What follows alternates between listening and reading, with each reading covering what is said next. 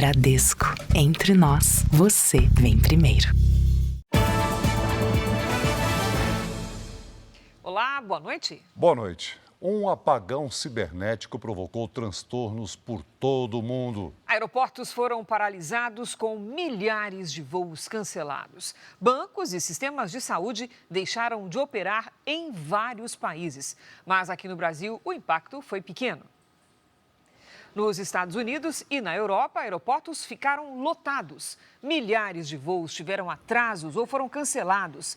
Na Times Square, em Nova York, os famosos painéis luminosos se apagaram. Sistemas de comunicação financeiro e de saúde também tiveram falhas. O problema foi causado por um defeito de atualização num programa de segurança que atingiu o sistema operacional em computadores do mundo todo. Os detalhes dessa pane cibernética no Brasil e no mundo você acompanha ainda nesta edição do Jornal da Record. A polícia de São Paulo busca por suspeitos que usam fotos para fraudar o sistema de reconhecimento facial de bancos. Uma das vítimas é uma idosa de 74 anos. 2 suspeitos foram até a casa dela, conseguiram tirar uma foto da vítima e fizeram diversos empréstimos em nome dela. O prejuízo foi de quase R$30 mil. Dona Maria Helena tem 74 anos e nunca imaginou que nesta fase da vida seria vítima de uma fraude dentro da própria casa.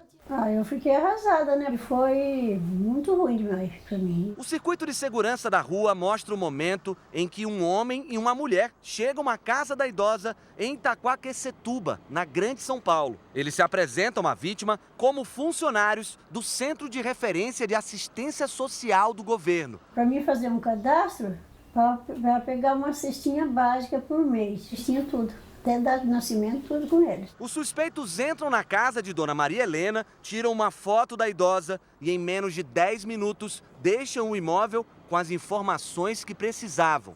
Só 2 dias depois, a idosa descobriu que havia sido vítima de uma fraude quando foi sacar no banco a aposentadoria e encontrou a conta bloqueada. Os criminosos usaram os dados pessoais dela e o reconhecimento facial para realizar diversas transações financeiras. Ao todo, foram disponibilizados quase R$30 mil de crédito na conta dela. No mesmo dia, os golpistas realizaram transferências para outras contas e fizeram compras em alguns comércios. A idosa tentou rescindir os 5 contratos, mas o banco se recusou, já que a foto usada pelos criminosos serviu como reconhecimento facial e formalizou a negociação. A gente fica tentando entender o seguinte: por que que ela, pessoalmente, ela não consegue fazer um empréstimo para uso pessoal dela e eles simplesmente vêm aqui em menos de 10 minutos, eles ficaram 10 minutos dentro da casa dela, e eles conseguiram liberar um valor bem mais alto daquele do que ela havia pedido há um mês anterior. O caso é investigado como estelionato, com agravante por se tratar de uma vítima com mais de 70 anos. Esse advogado especialista em crimes digitais diz que as quadrilhas se especializam nessa prática criminosa e alerta para alguns cuidados. O primeiro ponto específico é você não receber pessoas e sair dando dados ou tirando foto. Agora, Dona Maria Helena vai depender da justiça para conseguir recuperar o dinheiro roubado pelos criminosos. Quando acho que eu vou morrer e nunca vou pagar isso aí.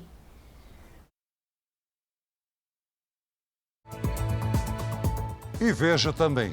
Plataforma que monitora espaço aéreo mostra a queda no número de voos durante apagão.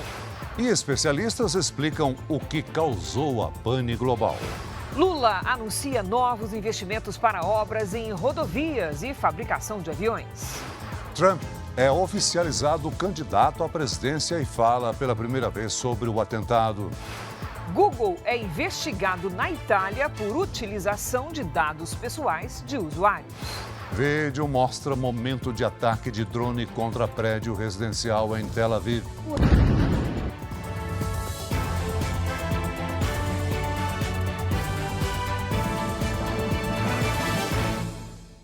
Oferecimento. Agora, a Casa de Investimentos do Bradesco.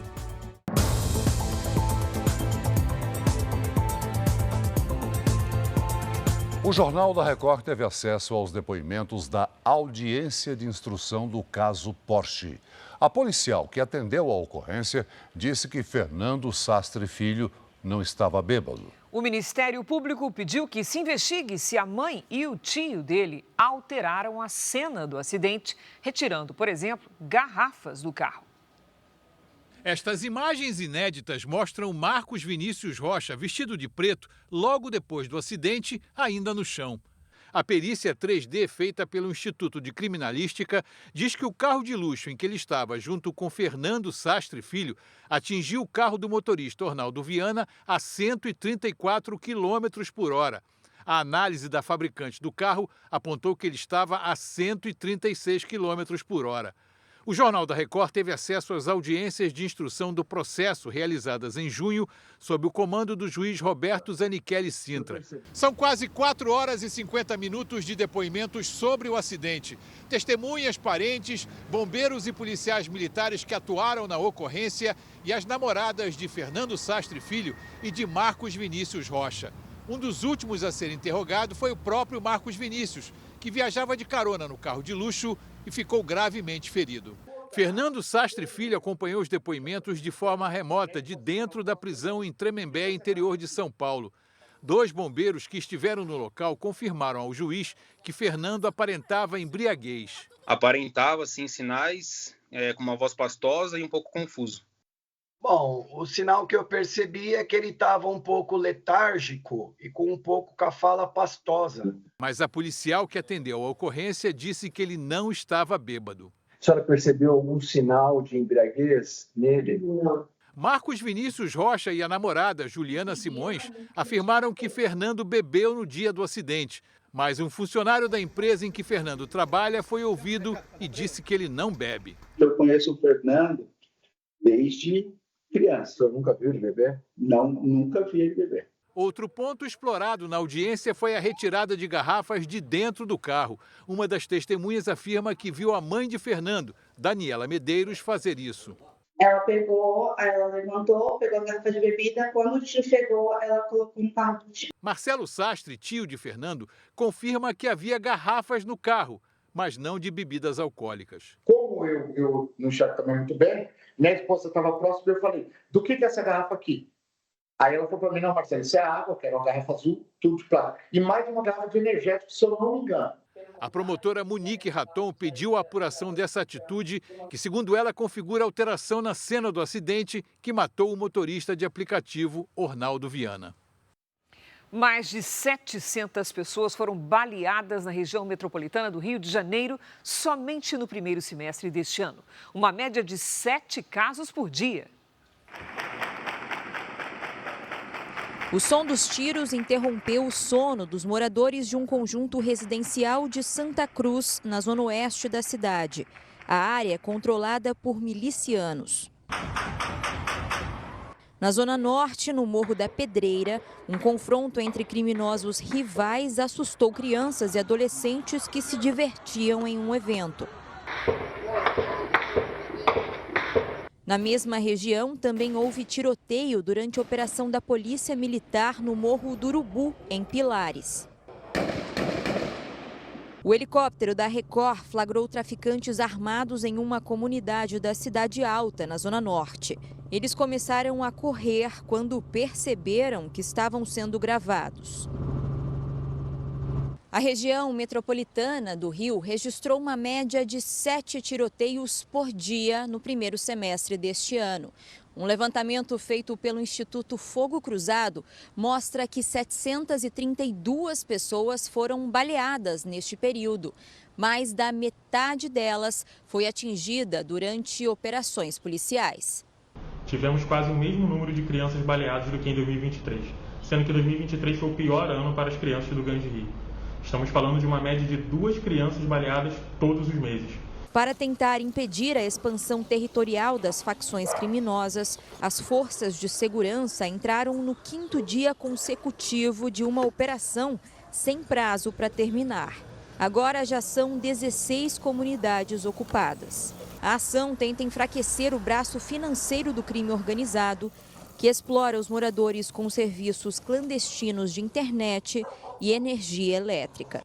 Atuar dessa forma, com inteligência, como está sendo feito, realmente vai ser um golpe muito importante, né, que o Estado está dando, uma resposta do Estado nessa criminalidade. Para a gente alcançar direitos, liberdade, a gente precisa de ordem. E era nítido a questão da desordem nesses locais. Voltamos a falar sobre o apagão cibernético que afetou serviços em todo o mundo. As principais companhias aéreas suspenderam os voos no início da manhã. A pane também impactou outros serviços de transporte, hospitais e bancos em vários países. Foi um retorno lento depois de uma manhã caótica pelo mundo.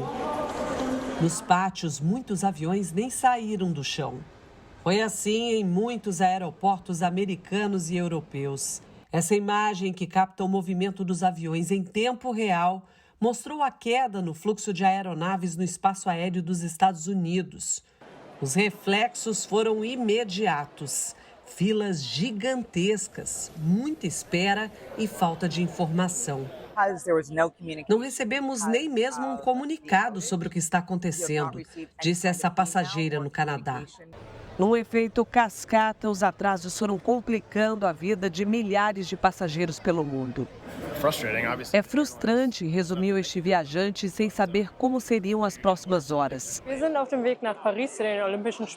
Estava embarcando para a Olimpíada e não sei quanto tempo ficaremos aqui, disse a atleta alemã entre os muitos passageiros parados em aeroportos. Os britânicos também enfrentaram atrasos e cancelamentos nos trens, mesmo tendo um dos sistemas de transporte mais eficientes do mundo. Para evitar a superlotação das estações, a maior rede ferroviária aqui do Reino Unido informou logo no início do dia falhas dos sistemas de comunicações e alertou sobre cancelamentos de última hora. O serviço médico do Reino Unido também foi suspenso e não foi o único. Estou na Califórnia, no meio da pane. Essa médica gravou um vídeo explicando que não conseguia acessar as informações para medicar os pacientes. Serviços essenciais também ficaram fora do ar. Não havia como atender as emergências porque os sistemas que controlam as chamadas não funcionaram em alguns estados americanos. Na Austrália, lojas e supermercados fecharam as portas porque não havia como cobrar os clientes. No mundo conectado, até o cruzamento mais famoso do mundo perdeu o brilho. A Times Square teve telas apagadas, um raro momento de blackout. Ainda nesta edição, os transtornos causados pelo apagão cibernético em bancos, hospitais e aeroportos brasileiros. Hora da previsão do tempo, então vamos conversar com a Lidiane Sayuri. Oi, Lid, boa noite. Olha, o que todo mundo quer saber, é claro, como é que vai ser o tempo no final de semana. Ensolarado e sem chuva em grande parte do Brasil. Cris, boa noite para você. Oi, Celso, muito boa noite. Boa noite a todos que nos acompanham. O ar quente e seco mantém o tempo estável em todo o centro-sul. Em São Paulo e em Belo Horizonte, o sábado começa com neblina que logo se dissipa e dá lugar ao sol. À tarde, as máximas ficam entre 23 e 25 graus. Em Campo Grande, dia ainda mais quente, com 30 graus. De ontem para hoje, poucas mudanças nas imagens de satélite e seguimos praticamente sem nebulosidade sobre o continente. Amanhã, o bloqueio atmosférico segue impedindo a formação de nuvens. Tem previsão de chuva passageira e fraca apenas sobre o litoral do Nordeste e parte da região Norte. Sem chuva, a umidade do ar cai bastante em toda a área destacada no mapa. A Organização Mundial da Saúde recomenda índices em torno dos 60%. No giro de temperaturas, em Porto Alegre faz até 17 graus. No Rio de Janeiro, 26. Em Brasília, 25. No Recife, 29 e até 37 em Porto Velho. Vamos às participações do Tempo Delivery de hoje. O Diomar quer saber como fica o tempo em Blumenau, Santa Catarina. Bem-vindo, Diomar. Fim de semana de sol, mas aquele sol que não esquenta muito. Os termômetros marcam até 22 graus. Na segunda, esquenta mais e faz até 24. Agora é a vez da Márcia. Ela é de Ibitinga, interior de São Paulo. Oi, Márcia. Nada de chuva para você até pelo menos segunda-feira. Fique atenta à baixa umidade do ar. À tarde, os termômetros marcam até 29 graus. Faça como eles e participe do nosso Tempo Delivery. Poste uma mensagem nas redes sociais com o nome de uma cidade e a hashtag você no JR. Eu volto com vocês. Cris, Celso. Obrigada, Lidy. Um terremoto de magnitude 7,4, numa escala que vai até 10, atingiu o norte do Chile na noite de ontem. O tremor foi sentido em outros países da América do Sul, inclusive no Brasil. Em um restaurante no Chile, pessoas se aqueciam próximas a uma fogueira quando houve um apagão. O epicentro do terremoto foi a 45 quilômetros da região turística de São Pedro do Atacama e a 126 quilômetros de profundidade. Países como Bolívia, Paraguai, Argentina e Brasil sentiram o abalo. Na zona leste de São Paulo, moradores deixaram um prédio por segurança. A Defesa Civil afirmou que não houve danos significativos e que monitora a situação. Veja a seguir, em visita ao interior de São Paulo, o presidente Lula anuncia investimentos em rodovias e na Embraer. Novas imagens mostram jovens em mais um bar antes de batida que matou o motorista de aplicativo na Grande São Paulo. Drone explode aqui em Tel Aviv, a cerca de 50 metros da Embaixada dos Estados Unidos.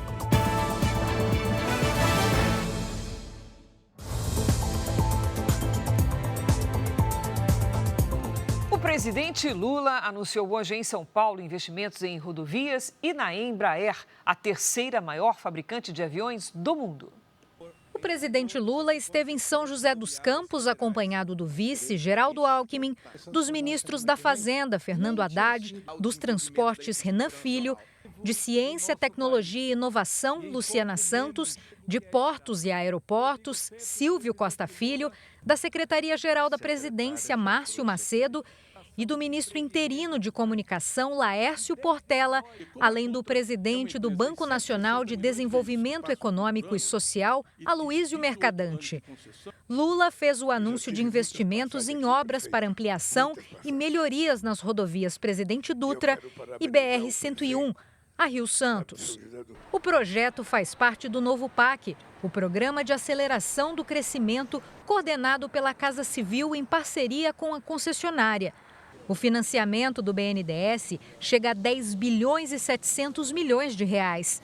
No discurso, o presidente Lula falou sobre a relação do Brasil com países como a Argentina e a Venezuela, depois do presidente venezuelano, Nicolás Maduro, ter dito que, se não for reeleito, o país cairá em um banho de sangue de uma guerra civil. Por que eu vou querer brigar com a Venezuela? Por que eu vou querer brigar com a Nicarágua? Por que eu vou querer brigar com a Argentina? Eles que elegem o presidente que eles quiserem. O que me interessa é a relação de Estado para Estado. O que o Brasil ganha e o que o Brasil perde nessa relação. No começo da tarde, o presidente Lula esteve na Embraer para anunciar um investimento do governo federal de 4 bilhões e 500 milhões de reais para a exportação de 32 jatos. As aeronaves serão produzidas no ano que vem pela empresa brasileira. Não é sempre que o BNDES financia a exportação brasileira. Não é sempre que o BNDES tem coragem de emprestar 4 bilhões e meio para financiar avião para uma empresa americana. Isso é decisão política. No fim da tarde, Lula seguiu para a capital paulista, onde participou de um encontro com sindicalistas e lideranças de movimentos sociais na região central da cidade. A Itália abriu uma investigação contra o Google por suposta utilização irregular de dados pessoais dos usuários. Para a agência italiana reguladora de comércio, o Google não deixa claro as reais consequências ao usuário que aceita o pedido de consentimento para o uso de informações pessoais nos múltiplos serviços da empresa. Dessa forma, os usuários estariam dando acesso a dados ao conglomerado de tecnologia sem saber de fato como essas informações serão usadas. Além disso, segundo o órgão de vigilância, o Google limita a liberdade de escolha dos clientes e não permite o bloqueio do uso combinado de dados. Na prática, a agência reguladora investiga se a Alphabet, dona do Google, usa os dados dos usuários para oferecer serviços personalizados nos diversos aplicativos da empresa. Além do site de pesquisa, a companhia americana é proprietária de um sistema operacional para celulares, de uma plataforma de vídeo e outra de mapas. Já reparou quando você vai fazer um cadastro novo em algum site e automaticamente aparece a opção de usar a conta Google para completar a operação? É justamente esse tipo de conexão de dados que as autoridades italianas questionam e dizem se tratar de uma prática comercial enganosa e agressiva para os usuários. Em 2021, o Google foi multado por não dar a opção de baixar aplicativos em outras lojas online e precisou pagar o equivalente a mais de 600 milhões de reais pela cotação atual. E mais, a companhia também é alvo do Ministério Público da Itália por não declarar cerca de 6 bilhões de reais em impostos. Em resposta à investigação mais recente, o Google informou que analisa os detalhes desse caso e trabalhará em cooperação com a autoridade reguladora. A seguir, saiba como a falha na atualização de software de segurança causou o apagão tecnológico que afetou o planeta. Apagão cibernético global também atrapalha voos em aeroportos brasileiros. Ex-presidente Donald Trump vai participar de comício aberto ao público em ginásio que pode reunir até 13 mil pessoas.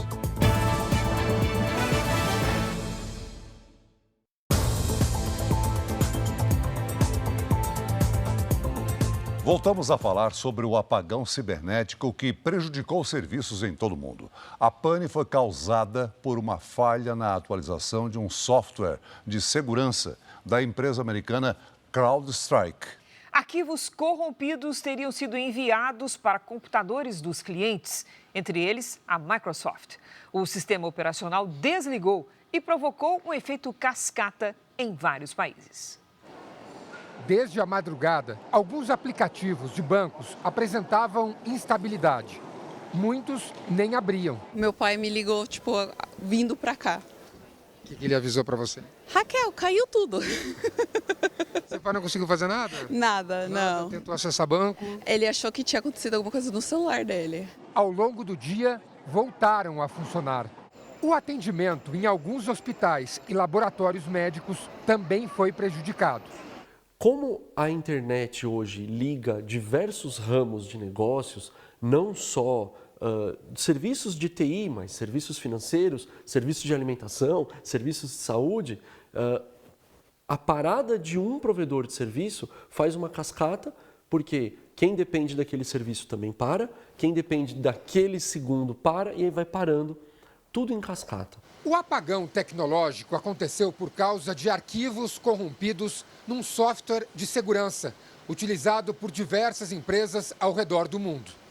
Esses arquivos foram enviados para todos os clientes através da atualização automática, deixando os sistemas fora do ar. A empresa norte-americana CrowdStrike funciona como um antivírus que protege os computadores dos clientes de possíveis ataques ou invasões de sistema. Mas na última atualização, liberada na madrugada de sexta-feira, alguns arquivos corrompidos foram enviados indevidamente. Os equipamentos que receberam simplesmente desligaram, porque não conseguiram identificar a falha. O problema foi que essa plataforma de segurança é uma plataforma de nível empresarial. Então, várias empresas grandes e provedoras de serviços de nuvem e de internet contam com o serviço de proteção dessa empresa. A Microsoft é um dos principais clientes da CrowdStrike. Por isso, tantos computadores com o sistema operacional Windows foram afetados em todo o mundo. A CrowdStrike pertence ao magnata George Kurtz, que tem um patrimônio estimado de 3 bilhões e meio de dólares, ou mais de 19 bilhões de reais. Ele disse que não foi um ataque hacker e pediu desculpas pelo transtorno causado pelo apagão. As ações da empresa chegaram a cair quase 13% na Bolsa de Nova York. Se a gente pensar a nível global, a gente teve grandes impactos na Ásia, no Brasil também tivemos impactos significativos. Seria da ordem de pelo menos algumas centenas de empresas e calcula-se um prejuízo aí global, tá? Talvez chegando à casa dos bilhões de dólares. Aqui no Brasil, a falha cibernética provocou transtornos principalmente nos aeroportos. Companhias aéreas tiveram dificuldade para emitir passagens e cartões de embarque. As filas registradas ao longo do dia foram um teste de paciência para os passageiros. Mais 6 horas na fila. Acabaram de falar que não tem previsão para hoje de voo e eles vão nos realocar talvez num ônibus. Das 3 maiores companhias aéreas que operam no Brasil, a Azul foi a mais afetada. No Aeroporto Internacional de Vitória, a concessionária informou que a emissão de cartões de embarque e o despacho de bagagens de alguns passageiros tiveram que ser feitos manualmente, o que aumentou o tempo de espera. Mas não houve cancelamentos. Situação diferente da registrada no aeroporto de Confins, na região metropolitana de Belo Horizonte. Até o início da noite, 31 voos entre chegadas e partidas tinham sido cancelados e 132 sofreram atrasos. Em Brasília, passageiros tentavam negociar com as companhias aéreas para seguir viagem. Transferiram para um voo mais tarde e, para mim, no meu caso, eles forneceram o almoço até que eu possa aguardar. No estado de São Paulo, o aeroporto de Viracopos, em Campinas, registrou 39 voos com atrasos na partida ou na chegada, até o meio da tarde, o que provocou um efeito cascata em outros terminais do país. A Alessandra e a mãe tentavam sair do Rio de Janeiro em direção a Santa Catarina, mas o voo, que partiria do Santos Dumont, com conexão em Viracopos, precisou ser cancelado. Eu estou com uma pessoa de 70 anos, né, a minha mãe, e ela falou que para onde eu vou, que seria para Viracopos, depois Navegantes, não tem vaga, só dia 21. Ao longo do dia, o Aeroporto Internacional do Rio registrou 15 voos atrasados. Mas apesar das falhas terem atrapalhado algumas companhias, a Força Aérea Brasileira informou que não foi afetada pelo apagão cibernético. Os equipamentos e o sistema de monitoramento do tráfego aéreo operaram normalmente em todo o território nacional. O ministro de Portos e Aeroportos, Silvio Costa Filho, disse numa rede social que houve apenas impactos pontuais em operações de check-in de algumas companhias aéreas. Em nota, a Azul informou que a companhia registrou atrasos em parte dos voos e que os clientes afetados estão recebendo assistência. Novas imagens mostram os jovens envolvidos numa batida com morte na Grande São Paulo em mais um bar na noite do acidente. Neste áudio, logo depois do choque entre os dois veículos, o motorista de aplicativo Edinaldo Mendes, de 41 anos, tenta tranquilizar os familiares. Eu quero vir na contramão, mas eu tô bem. Tô com dor no abdômen, né, por causa do cinto que prende na hora. E o airbag, né? Mas o motorista morreria horas depois no hospital. O carro dele foi atingido durante o trabalho em Guarulhos, região metropolitana de São Paulo. A polícia analisa mais de 7 horas de imagens. Os registros de vários momentos, antes e depois do acidente, vão ser determinantes para a conclusão do inquérito, o que deve acontecer na próxima semana.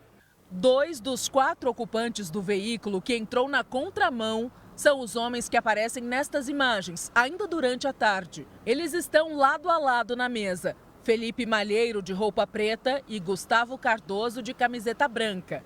Depois, eles ainda iriam para esta casa de shows, às 8h33 da noite. Na comanda estão anotadas as compras de 2 vodkas e uma garrafa de licor. À 1h25 da madrugada, Felipe e Gustavo deixam o local. Felipe entrega a chave do carro para o amigo. Atrás deles, as 2 moças que estavam no veículo.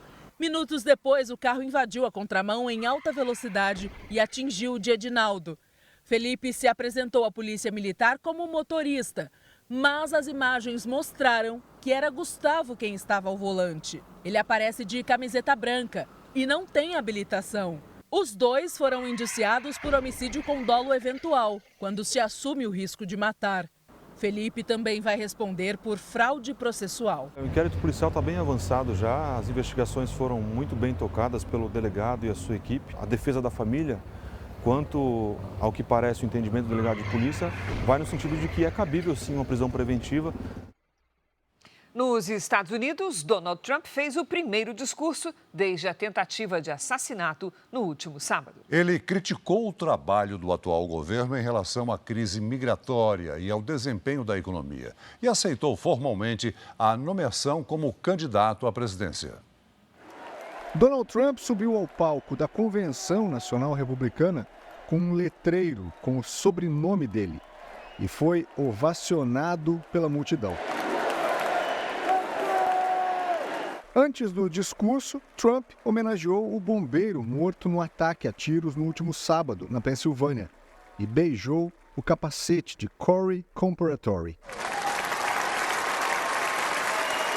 Depois, falou por mais de 1h30. E pela primeira vez, os apoiadores ouviram Trump sobre o atentado. Trump elogiou o trabalho dos agentes do serviço secreto. Eles correram para o palco, pularam sobre mim para que eu ficasse protegido, afirmou.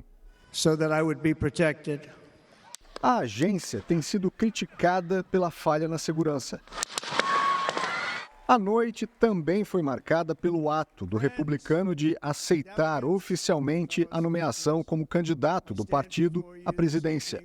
Ele declarou que concorre para ser o presidente de todo o país e não apenas de metade. E pediu humildemente o apoio e o voto de todos.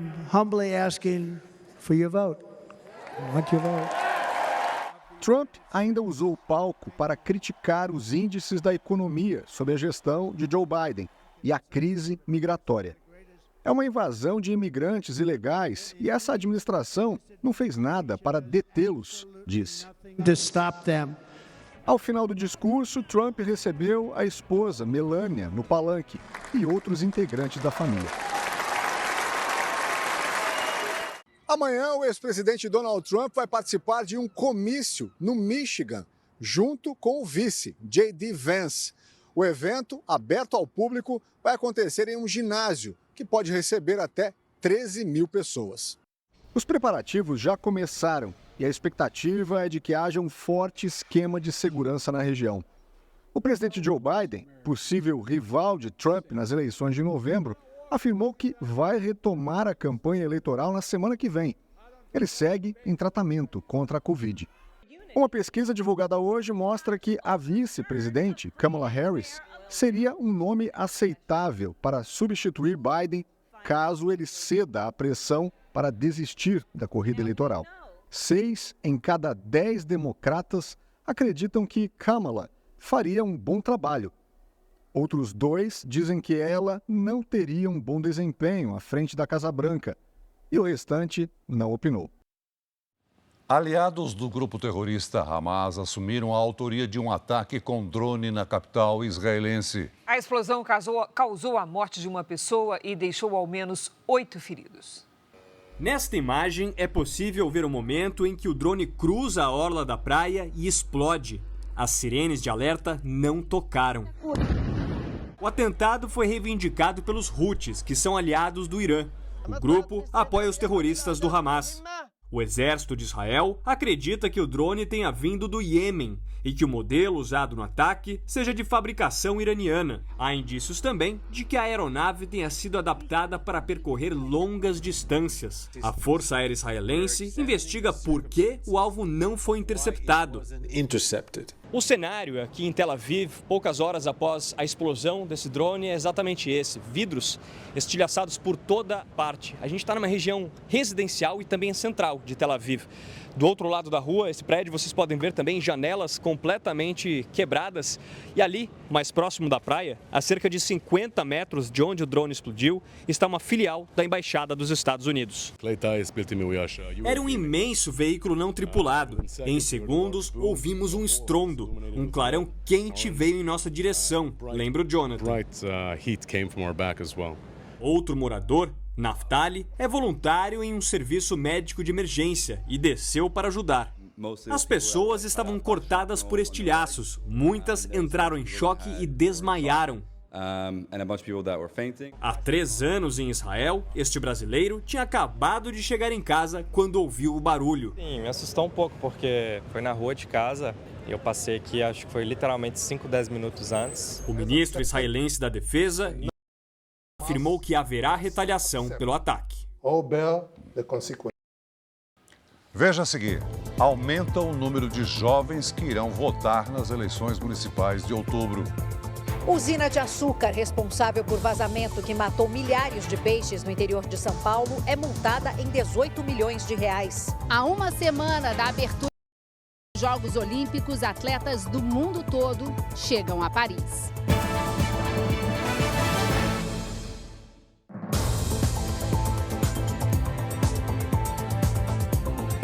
Um padre preso por pornografia infantil foi acusado de usar a influência na Igreja Católica para agredir sexualmente mais 8 vítimas nos Estados Unidos. As novas denúncias vieram a público dias depois que o nigeriano Anthony Odiong foi preso no estado americano da Flórida por armazenar conteúdo de pornografia infantil. Ao menos 8 supostas vítimas no Texas reconheceram o padre pelas notícias veiculadas e procuraram as autoridades para acusá-lo de agressão sexual. O caso entrou na mira da justiça depois de uma reportagem de um jornal britânico. Segundo a publicação de fevereiro deste ano, Odiong foi suspenso em 2019 das atividades religiosas no Texas por supostos abusos sexuais e fraudes financeiras. Mas, 4 anos depois, ele continuava exercendo a função em uma igreja católica da Louisiana. Ainda de acordo com a reportagem, a Diocese de Austin, no Texas, relatou as denúncias para a Arquidiocese de Nova Orleans, que optou por não afastar o padre. A Igreja Católica da Louisiana, em Nova Orleans, afirmou agir de acordo com o direito civil, criminal e canônico, para permitir que ele continuasse trabalhando. Na época, 2 moradores do Texas já tinham acusado Odiong de agressão sexual. E durante as investigações, um juiz autorizou a polícia a acessar os dados do celular do padre, que armazenava arquivos de pedofilia. Anthony Odiong foi ordenado padre há mais de 30 anos na Nigéria. Em 2006, ele foi convidado para trabalhar no Texas pelo então bispo Gregory Aymond. Foi nesse período que as primeiras denúncias surgiram. Ainda assim, Odiong foi chamado para exercer a função na Louisiana em 2015, cerca de 6 anos depois de Gregory Aymond se tornar arcebispo em Nova Orleans. Aqui no Brasil, o Tribunal Superior Eleitoral divulgou hoje o perfil do eleitorado brasileiro que vai às urnas nas eleições municipais de outubro. São mais mulheres do que homens e cresceu o número de jovens eleitores. Quando o assunto é a escolha de candidato nas eleições municipais, a população se interessa. Eu acho sim que a gente tem que participar. Se eu moro lá, eu tenho que participar das eleições do meu município e contribuir, para que algo de melhor venha. Acho que é o direito do cidadão, ter que votar. O Tribunal Superior Eleitoral divulgou o perfil do eleitorado que vai às urnas em outubro deste ano. A medida faz parte da organização e planejamento do processo eleitoral, que vai definir a distribuição das urnas eletrônicas e a convocação de mesários por todo o país.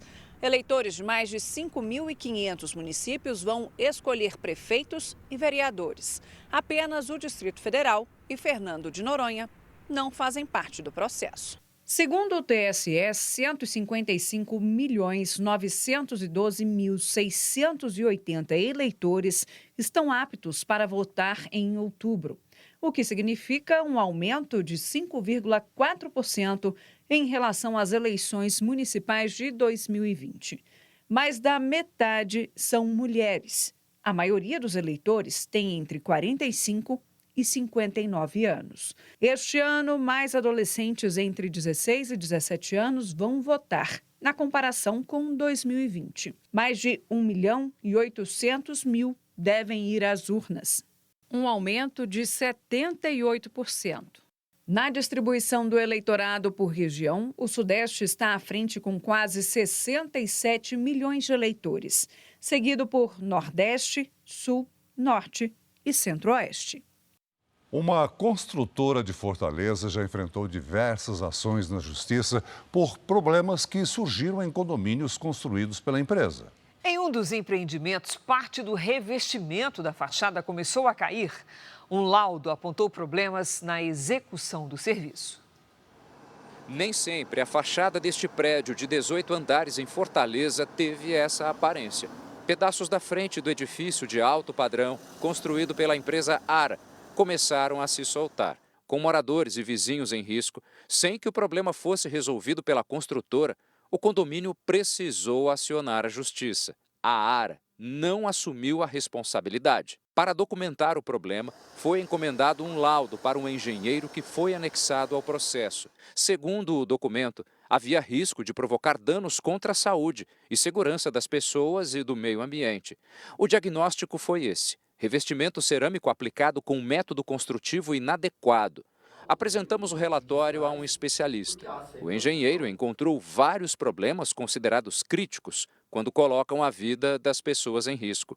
Dentro de um cenário amplo para problemas desse tipo em fachada, principalmente estão relacionados a algumas falhas na fase de projeto e também na parte de execução. Aí tem material, tem procedimentos de utilização de alguns sistemas inadequados. Para corrigir o problema, a vistoria apontou que seria necessária a extração total do revestimento não esmaltado. É natural nesses casos, quando a gente trata com fachadas, quando você tem problemas de descolamentos, desplacamentos, o próximo passo avançando e evoluindo o problema são quedas de materiais. Não foram só as placas de revestimento que se soltaram. Parte do reboco também caiu. De acordo com a avaliação, entre as causas está a falta ou falha de limpeza prévia da peça de concreto no momento anterior à aplicação do revestimento. Quando você tem um problema de projeto, quem projetou e a empresa que executou, elas estão arrolados dentro desse nicho de responsabilidade. O problema era urgente e a justiça nomeou um perito. Mas, passados 2 anos, ele não apareceu para fazer o laudo. Em 2021, o condomínio pediu o fim do processo, já que consertou os estragos e arcou com o prejuízo. Já a empresa alega que os problemas apareceram muito tempo depois do prazo de garantia para a fachada, que é de 2 anos, e que os deslocamentos foram causados pela falta de manutenção preventiva, de responsabilidade do próprio condomínio. Esta não é a primeira vez que problemas são apontados em obras da construtora Ara. A construção desse prédio, nesse bairro de casas de luxo em Fortaleza, é outro exemplo. Segundo uma perícia, o edifício, que hoje tem 23 andares, não cumpriu as normas técnicas na execução da fundação do empreendimento e a obra foi interditada, assim como um dos imóveis vizinhos, que apresentou rachaduras. Em outro ponto da cidade, um casal foi indenizado em R$110 mil porque a Ara atrasou a entrega do apartamento e por vazamentos no banheiro da unidade. A construtora disse que a situação foi resolvida e negou falhas na construção.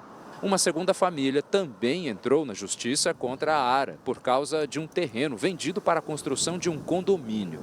Pelo negócio, a empresa entregaria 6 apartamentos, no valor de pouco mais de R$3 milhões. Como o projeto não saiu do papel, pagou R$1,5 milhão. O valor é questionado pelo advogado da família. A construtora defende que cumpriu as obrigações contratuais e que o pagamento foi correto. Um assaltante morreu atropelado por um ônibus logo depois de roubar o celular de um idoso na zona oeste da capital paulista. Tudo foi registrado por câmeras de segurança. O idoso aparece nas imagens caminhando na calçada e falando ao telefone. Em seguida surge o ladrão, que arranca o celular da vítima e foge. Mas ao atravessar a rua correndo, é atropelado pelo ônibus. Ele chegou a ser socorrido, mas morreu no hospital. O governo de São Paulo multou em R$18 milhões uma usina que despejou material orgânico de maneira irregular no rio Piracicaba, interior do estado. Do alto, a imagem é dramática. Mais de 230 mil peixes mortos na área de preservação Tanquã, no rio Piracicaba. Segundo o relatório da Companhia Ambiental do Estado, mel de cana-de-açúcar estocado na usina São José, na cidade de Rio das Pedras, vazou para o ribeirão Tijuco Preto, que fica ao lado da empresa. O material percorreu 60 quilômetros até a área de preservação. Ao chegar ao rio, o mel de cana teria provocado a falta de oxigênio na água e, consequentemente, a morte dos peixes. De acordo com a CETESB, a usina não comunicou o vazamento da substância, o que fez o valor da multa subir. Com a conclusão dos laudos, a Companhia Ambiental anunciou a aplicação de uma multa de 18 milhões de reais à empresa. Parte desse recurso, nós também estamos conversando da possibilidade de a gente dar apoio aos ribeirinhos. Já foram retiradas 3 toneladas de peixes, trabalho feito com o apoio de um trator hídrico. Agora as ações estão concentradas em limpar aquela área e restaurar aquela área o mais rápido possível. A usina São José tem licença para operar e disse que colabora com a investigação, mas que não recebeu evidências que demonstrem relação entre a operação e a mortandade de peixes. Conhecida como Mini Pantanal Paulista, a área de preservação Tanquã, Rio Piracicaba, é rica em biodiversidade. A recuperação dos impactos causados pelo vazamento da usina de açúcar pode demorar até uma década. Nesse ano, os Jogos Olímpicos de Paris terão a maior delegação de refugiados da história. O esporte também vai reunir atletas dos países que estão em conflito. Na despedida dos atletas da ginástica artística da Ucrânia, emoção e aplausos.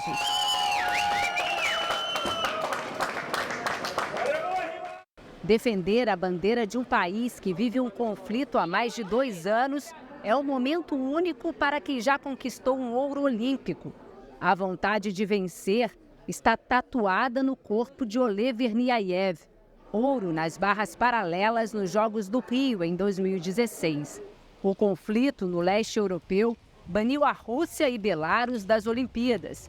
Mas os atletas dos 2 países vão poder competir por uma bandeira neutra. As Olimpíadas de Paris vão receber a maior delegação de refugiados da história dos Jogos. São esperados 37 atletas de 15 países que sofrem com guerras ou perseguições políticas e religiosas. Há uma semana da cerimônia de abertura, o belo Palácio de Versalhes está pronto para receber as competições de hipismo e pentatlo moderno. Um dos principais pontos turísticos da França terá capacidade para 16 mil pessoas. Um projeto que teve preocupação ambiental, marca dessas Olimpíadas. Os degraus mais cobiçados dos Jogos também foram feitos 100% com material reciclado. Um lugar que o vôlei feminino do Brasil, 2 ouros, 1 prata e 2 bronzes em Jogos Olímpicos, conhece bem e quer experimentar mais uma vez. Mas eu tenho certeza que a gente vai conseguir se preparar muito bem.